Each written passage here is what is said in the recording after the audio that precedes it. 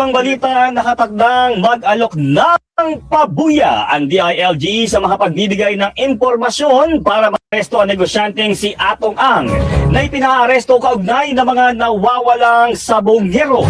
Walang tinukoy na halaga sa pabuya para sa ikadarakit ni Ang na naharap sa kasong kidnapping with homicide na walang piyansa. Kahapon, bigong maisilbi ang arrest warrant laban sa negosyante na hindi natagpuan sa kanyang farm sa Lipa City sa Batangas. Isinilbi rin ng arrest warrant sa property ni Ang sa Pasig pero hindi naabutan ang negosyante. Sa ngayon, hawak na ng PNP CIDG ang 17 kapwa-akusang na kinabibilangan ng 9 na polis. Grabe no, 17 pala nahuli na rin agad, no? No, si Atong Ang na lang ang hinahanap. Grabe pala, no? Tapos ngayon may pabuya, no? 10 milyon. Guys, 10 milyon yan, ituro niya na, no? Grabe, magre-resign na ako sa work ko nito. Pag pa lang kasi pera ko eh. No? Oh? Grabe, no? Turo, hanapin ko yan. Ang problema, pag nahanap ko yan, ang tanong kung bubuhayin ka.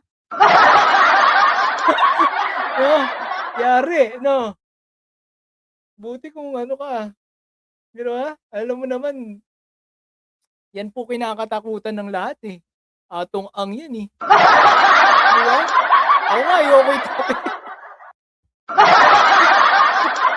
Diba?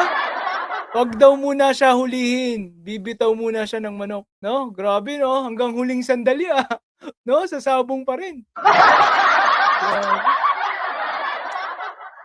Ang dami mo ng kasi, no? Atong Ang, grabe ka naman, di ba? Nag-ano ka na nga eh. Nagpasabong ka na, bilyonaryo ka na.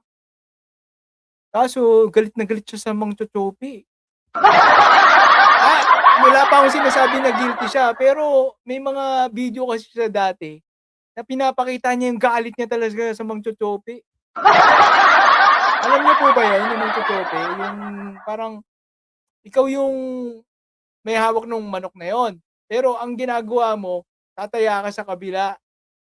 Tataya ka sa kabila, 'di ba? Kasi yung manok mo, pinilayan mo o kaya hindi mo pinatulog, edi wala sa kondisyon. Sobrang kumag din, pero hindi naman po nararapat na gano'n. Tegukin, 'di ba? Dapat hinuli tapos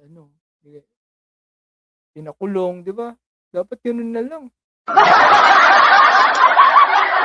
Missing Sobangeros, hindi na alam kung hindi na natagpuan. Sabi nasa Taal daw. Pero yan eh, plug kasi yan sa YouTube, yung word na yan eh. Kaya maganda, hindi na natin masyado banggitin. So, yun nga po, meron pong, merong 10 million na reward kapag naituro nyo si Atong Ang, no? Yan. Ang dating pulis at 7 sibilyan. 9 na pulis at 7 sibilyan. Grabe, no?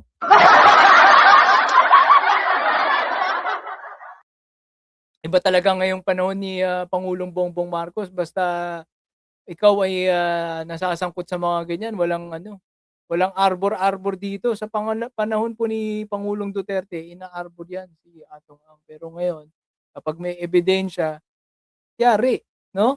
Kaya lahat po takot ngayon eh. Di ba? Ayaw umuwi ni Enrique Hill tuloy. Ayaw umuwi ni Saldico. Ayaw pa umuwi ni Harry Roque. Di ba? Takot sila. Si Tevez nahuli lang eh. Pero ayaw rin yan umuwi, di ba? Iba po ngayon. Tapos sasabihin nyo, the president is weak. Di ba? Nobel yung kaso niyan, sabi ni Article PH. Tama. Pero alam nyo, nakakalungkot. May nagawang paraan itong mga kasama niyang, basta mga akusado rin sa missing Sabongero, pero ibang kaso yun eh. Yung 6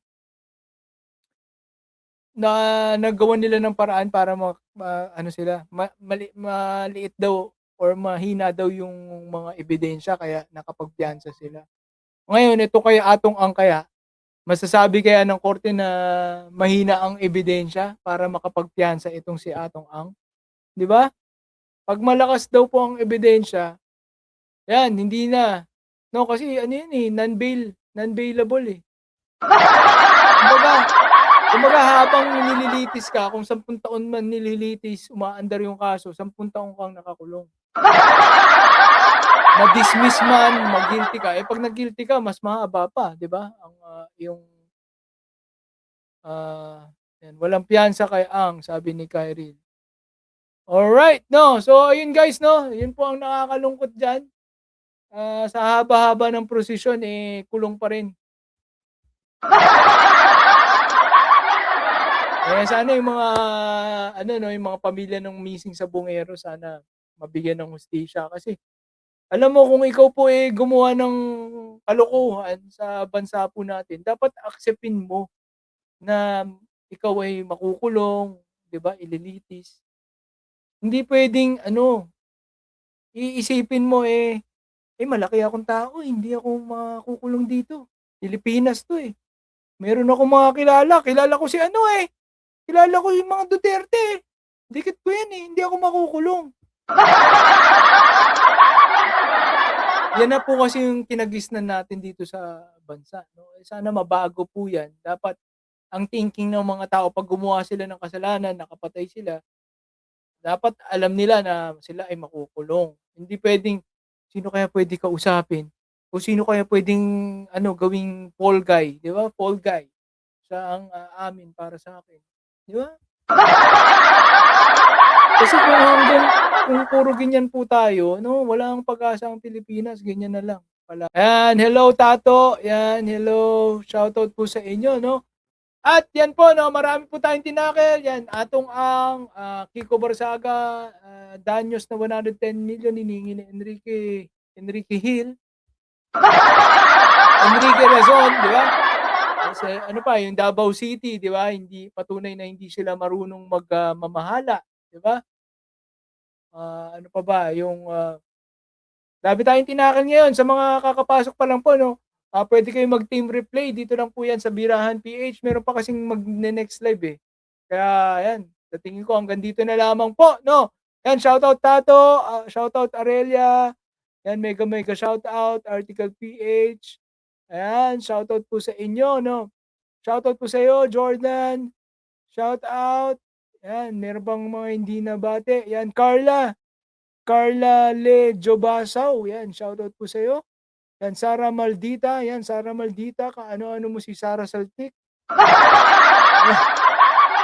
'Yan, shoutout po sa inyong lahat 'no, hanggang dito na lamang po 'no, team replay po tayo, maganda yung mga tinapik po natin ngayon.